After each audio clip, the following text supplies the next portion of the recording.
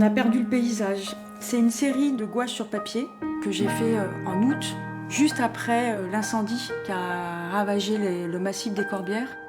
Et en fait, l'atelier qui est à Coustouge, et Coustouge était à l'épicentre de l'incendie. Après cette expérience où on s'est retrouvés en fait entourés de flammes quasiment une nuit entière, et que le lendemain on est sorti parce qu'on est sorti de la maison et le paysage avait brûlé sur 6 km. Il était tout noir, c'était assez lunaire et c'était assez perturbant. Et j'ai réussi en fait à dessiner très vite après cet incendie, sans avoir pu aller sur les massifs parce que on n'avait pas le droit, puis ça fumait encore. Et donc aujourd'hui, ce qui est assez drôle, c'est qu'on voit vraiment des nouvelles strates de paysages. On a perdu le paysage, mais il y a un nouveau paysage qui s'est mis en place. Donc c'est des dessins qui sont faits à la gouache au pinceau, avec un noir coloré que je fabrique avec plusieurs couleurs. Et j'ai fait ces dessins instinctivement et assez physiquement. Même cette série, je l'appelle... c'est une série rustique. J'aime bien ce mot pour appeler cette série de dessins.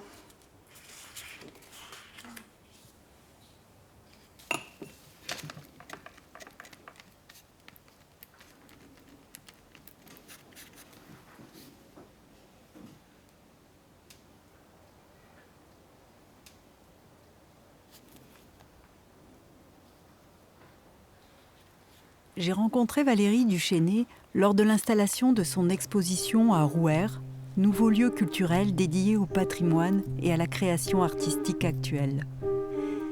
C'est à 1 heure de son atelier de Coustouge, dans la plaine viticole languedocienne, sur la commune de Carente.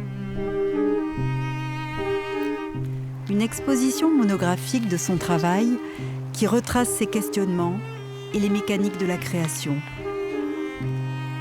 Cette exposition s'intitule « Bonjour ».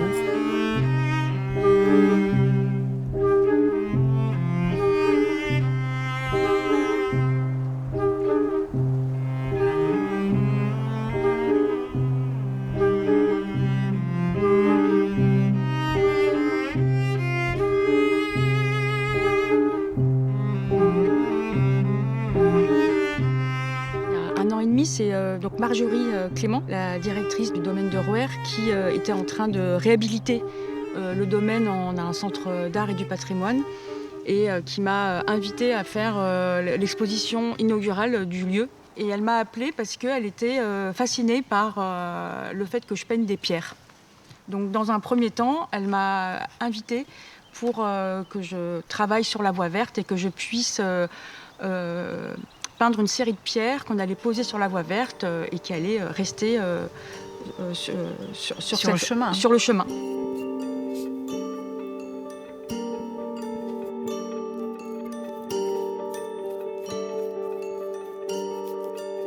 J'avais un temps de travail qui était de 1 an et demi, donc c'est un temps qui est bien pour pouvoir faire des choix et travailler. Et de là, Marjorie m'a dit qu'il fallait, que c'était important qu'il y ait une personne qui m'accompagne, une commissaire d'exposition, qui connaissait bien mon travail et qui pouvait m'accompagner dans ce chemin-là. Donc elle a demandé à Valérie Mazouin, qui est la directrice du centre d'art La Chapelle Saint-Jacques à Saint-Gaudens, avec qui je travaille depuis 20 ans. J'ai retrouvé ce carnet dont j'avais fait j'avais commencé à faire des gouaches en 2007. Et puis je m'étais arrêtée et je l'avais refermé et je l'avais mis dans un tiroir et je l'avais complètement oublié. J'ai ouvert ce carnet et j'ai continué en fait à peindre ces bandes de couleurs qui peuvent représenter juste des couleurs, mais peuvent aussi représenter des paysages. Et là, après, avec Valérie Mazouin, on a fait une première visite dans le lieu qui était encore en travaux.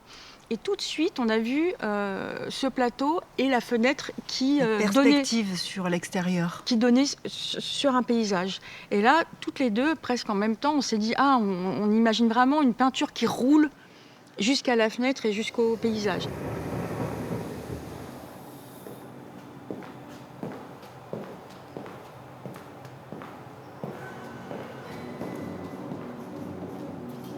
de suite, c'était en fait une évidence que j'allais faire en fait une peinture flottante sur un plancher. Donc ça a vraiment été le démarrage de l'exposition.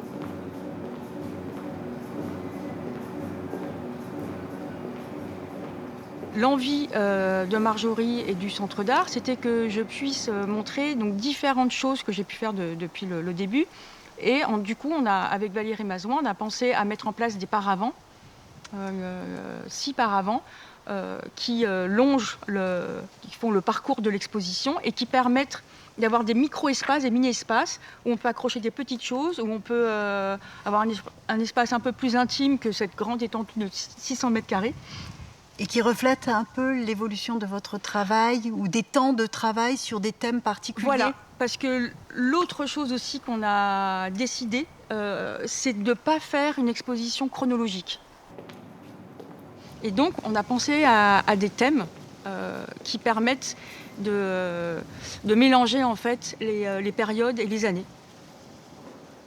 Ça commence par plissement d'horizon, qui est le rapport au paysage et à la couleur.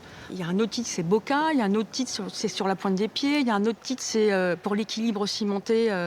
Voilà. Donc c'est ce qui a permis en fait que tout en fait se retrouve. Il y a des imbrications entre le langage, le visuel, les matières, mais toujours une interaction avec l'extérieur et la façon dont vous l'appréhendez et vous nous le rendez.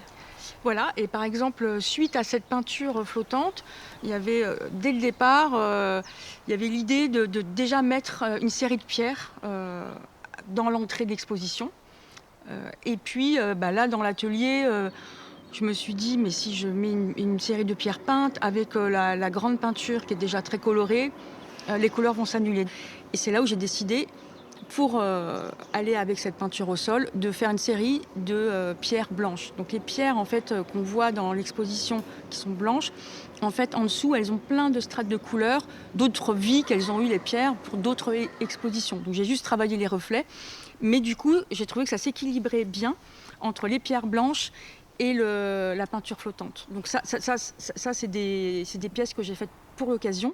Et une autre pièce aussi récente, ce sont la pièce composée de 17 pierres qui s'appelle L'eau à la bouche et qui a fait partie justement par rapport au contexte du dehors, d'une résidence qui a été mise en place par le domaine de Rouerre, où j'ai visité avec l'équipe, la fine équipe du domaine de Rouerre, les 17 communes et les 17 églises.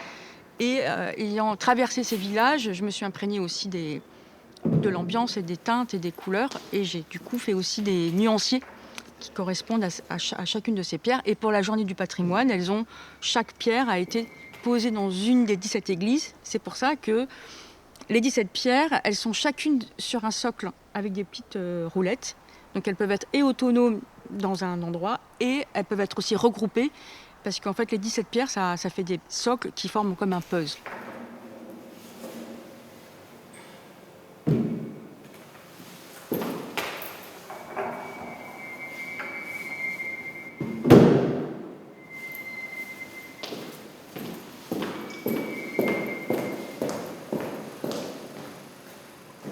D'où vient cette envie de peindre des pierres ? Alors, l'envie de peindre des pierres, elle m'est arrivée pas forcément de suite, parce qu'avant de peindre des pierres, les pierres, je les connais parce que j'ai maçonné pendant une quinzaine d'années dans le village où j'habite, à Coustouche, où on a monté en fait un chantier associatif pour reconstruire une maison qui était dans le centre du village et qui avait été en fait démolie par le temps. La maison, on l'a finie en 2013. Et alors, en 2014, je me suis retrouvée à faire une commande publique à côté de Clermont-Ferrand, à Beaumont. Et là, ce que je faisais, je ne peignais pas des pierres, mais j'avais des petites formes que je modelais en argile. Et quand l'argile était sèche, je la peignais. Et ça faisait comme des pierres. Et l'assistant avec qui je travaillais, André Bourg, m'a dit « Mais pourquoi, en fait, pour cette commande publique, tu peindrais pas des vraies pierres ?» Donc c'est ce qui s'est passé. Mais ça fait peu de temps que je fais le lien qu'avant de peindre des pierres, je les ai maçonnées. Donc c'est pour ça que la pierre, maintenant, je l'ai un peu dans la peau et je la connais. parce que je l'ai manipulée, donc je sais comment elle est. Et donc je vais plutôt prendre des pierres qui du coup vont jouer aussi avec la lumière. Dans une des vitrines de l'exposition, il y a mes premiers dessins de maternelle. Donc ma mère, elle gardait tous mes dessins parce qu'en fait je remplissais tout et je dessinais énormément. Du carnet déjà. Voilà. Et aussi, je dessinais, je peignais beaucoup parce que en fait, je parlais pas forcément. Parce que j'ai parlé à 4 ans. Et avant 4 ans, je parlais pas. Et après, je m'exprimais, mais très peu de personnes me comprenaient, à part ma sœur et ma mère. Et donc, du coup, le langage est arrivé vraiment petit à petit. Et c'est pour ça que je pense qu'aujourd'hui, si je suis artiste, c'est parce qu'en fait, il y a eu ce démarrage avec le langage qui était un peu tronqué. Et du coup, ce qui me permettait de communiquer, c'était la peinture, la couleur et le dessin. Mais en même temps, aujourd'hui, comme on peut voir dans les titres que je peux mettre, le langage, pour moi, est assez fondamental et hyper important. Et du coup, est aussi un moteur qui me permet de poser des couleurs sur un morceau de papier. Chaque mot a une couleur.